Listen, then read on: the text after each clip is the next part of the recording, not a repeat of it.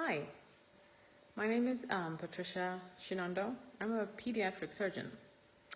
So I find that what's so cardinal that we've learned in this time of COVID-19 is really the mental health aspect of well-being. And I suppose as caregivers, what I find so important and cardinal is that we need to prioritize our well-being, our mental well-being, so we can give an all-round better approach to caring for others. So we as caregivers need to take care of ourselves first. And that's now one of the things I say the most, that if you're a caregiver, take care of yourself, and then you can give your best to take care of others. So really, in my talking to people, in my discussions with people, I find it's important for us to highlight that aspect of a caregiver. Many a times we're just known as caregivers, as though we ourselves don't need care. So I really wanted to start with that point. So being a pediatric surgeon, my heart is all about safety for children's surgery. And in COVID-19, we've had to pull back. We've had to adjust, to change our way of working.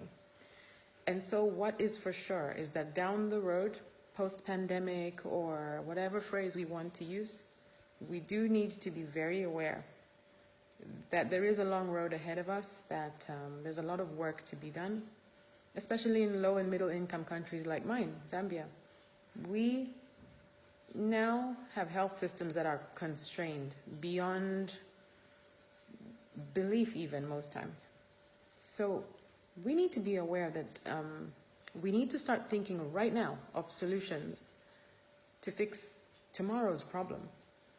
The pandemic will open wide all other aspects of other diseases and other burdens that children face.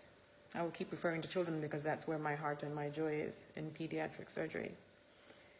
So offering safe and effective children's surgery is my passion. So we need to find a way in low and middle income countries to fix that uphill climb that we're going to face. How do we catch up? How do we meet these children at their point of need? And so that's something that I really think is important to think about. In doing that, we can start putting our minds around data. What do we know so far? What have we learned during this time to fix tomorrow's problem?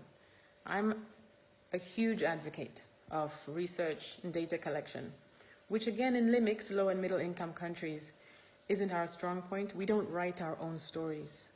And that's another thing I would like to do more of,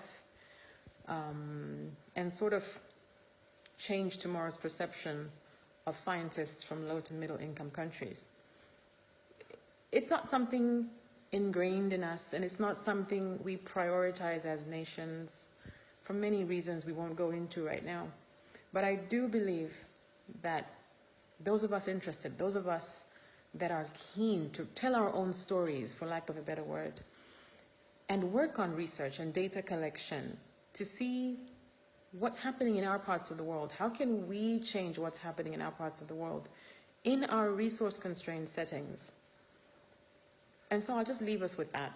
I really think we need to start to tell our own stories, and that's how we collect data to better inform decisions that are made to influence tomorrow. And by influence tomorrow, I mean in the post-COVID recovery or in life after the waves of COVID.